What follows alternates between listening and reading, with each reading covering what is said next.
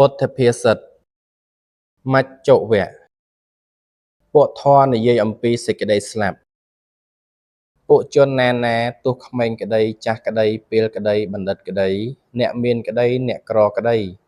ជនទាំងអស់នោះតែងមានសេចក្តីស្លាប់នៅពីខាងមុខភាជដីដែលស្មូនឆ្នាំងធ្វើហើយ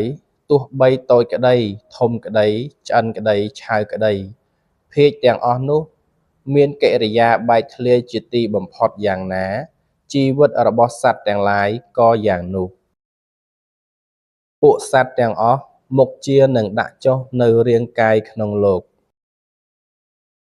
ការតទល់របស់យើងចំពោះសេចក្តីស្លាប់ដែលមានសេនាដ៏ច្រើននោះមិនមានសោះឡើយ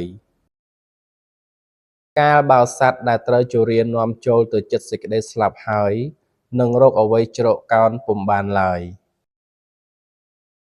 កាលទាំងឡាយតែងកន្លងផុតទៅរាត្រីទាំងឡាយតែងញ៉ាំងសត្វឲ្យឆ្លងទៅរកសេចក្តីស្លាប់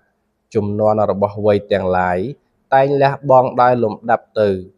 កាលបើបុគ្គលបានសម្លឹងឃើញភ័យក្នុងសេចក្តីស្លាប់នេះ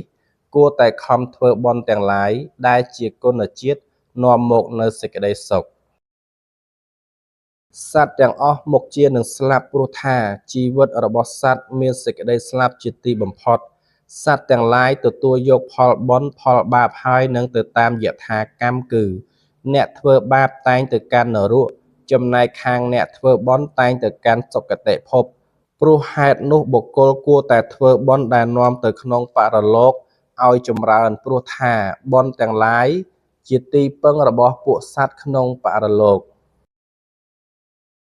ព្រះសម្ពុទ្ធទ្រង់ត្រាស់ថាអាយុរបស់មនុស្សទាំងឡាយតិចសប្បុរសគួរខ្ពើមឆ្អើមអាយុនោះបុគ្គលគួរខំប្រព្រឹត្តសុចរិតដោយបុគ្គលដែលភ្លើងកំពុងឆេះក្បាលព្រោះដំណើរមិនមកនៃសេចក្តីស្លាប់មិនមានឡើយព្រះសម្ពុទ្ធទ្រង់ត្រាស់ថាថ្ងៃនិងយប់តែងកន្លងទៅជីវិតតែងរួញថយចុះមកអាយុរបស់សត្វទាំងឡាយចេះតែអស់ទៅដោយទឹកស្ទឹងតូចទាំងឡាយអ្នកធ្វើទីបំផុតគឺមរណៈតែងក្រុងសត្វដែលមានចិត្តជាប់ជំពាក់ក្នុងអារម្មណ៍ផ្សេងកំពុងជ្រើសរើសនៅផ្កាគឺកាមគុណ5មិនឆ្អែតឆ្អន់ក្នុងកាមទាំងឡាយនោះឯងឲ្យនៅក្នុងអំណាចរបស់ខ្លួនបុគ្គលទៅឯដល់អាកាសក្នុងកណ្ដាលសមុទ្រកាន់ចន្លោះនៃភ្នំទាំងឡាយក៏មិនរួចចាកសេចក្តីស្លាប់បានព្រោះប្រទេសលើផែនដីដែលបុគ្គលស្ថិតនៅហើយសេចក្តីស្លាប់គ្រប់សង្កត់មិនបាននោះមិនដែលមានឡើយគង្វាលគោរមែងគៀងគោទាំងឡាយទៅកាន់ទីគោចរដោយអាជ្ញាដូចម្ដេចមិញជរានិងមច្ចុតែងគៀងអាយុរបស់សត្វទាំងឡាយដូច្នោះឯងជនទាំងឡាយណាដែលកំណត់ដឹងក្នុងរូបធាតុដែលមិនតាំងនៅក្នុងអរូបធាតុរមែងចុះចិត្តសុបក្នុងនិរោធជនទាំងឡាយនោះឈ្មោះថាញ៉ាំងមច្ចុឲ្យសាបសូន្យបុគ្គលដែលស្លាប់នោះត្រូវពួកអ្នកដុតចាក់ដោយឈើសូលដុតបុគ្គលនោះលះបង់នៅភោគសម្បត្តិទាំងឡាយមានតែសម្ពុតមួយស្លាប់ទៅញាតិទាំងឡាយក្តីមិត្តទាំងឡាយក្តីសម្លាញ់ទាំងឡាយក្តីជាទីពឹងមិនមានទេពួកទាយាទរមែងនាំទៅនៅទ្រព្យរបស់សត្វដែលស្លាប់នោះចំណែកសត្វដែលស្លាប់នោះក៏ទៅតាមយថាកម្មទ្រព្យតិចតួចកូនប្រពន្ធមាសប្រាក់និងដែនក៏មិនមែនជាប់តាមសត្វដែលស្លាប់នោះទេ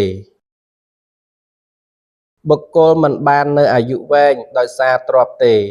ទាំងមិនកំចាត់បងនៅជរាដោយសារទ្រព្យទេព្រោះថាអ្នកប្រាជ្ញទាំងឡាយបានពោលហើយនៅជីវិតនោះថាតិចមិនទៀងមានការប្រែប្រួលទៅជាធម្មតាផ្លូវទឹកដ៏ពេញគប្បីបន្សាត់ទៅនៅដើមឈើទាំងឡាយដែលដុះក្បែរច្រាំងយ៉ាងណាមិញសត្វទាំងអស់ត្រូវជរានិងមរណៈបន្សាត់ទៅក៏យ៉ាងនោះដែរការរួចចាកមរណៈមិនមានទេសត្វទាំងឡាយដែលកើតហើយតែងមានភ័យអំពីមរណៈជានិច្ចដូចជាផ្លែឈើទុំទាំងឡាយតែងមានភ័យអំពីការជ្រុះចុះក្នុងវេលាព្រឹក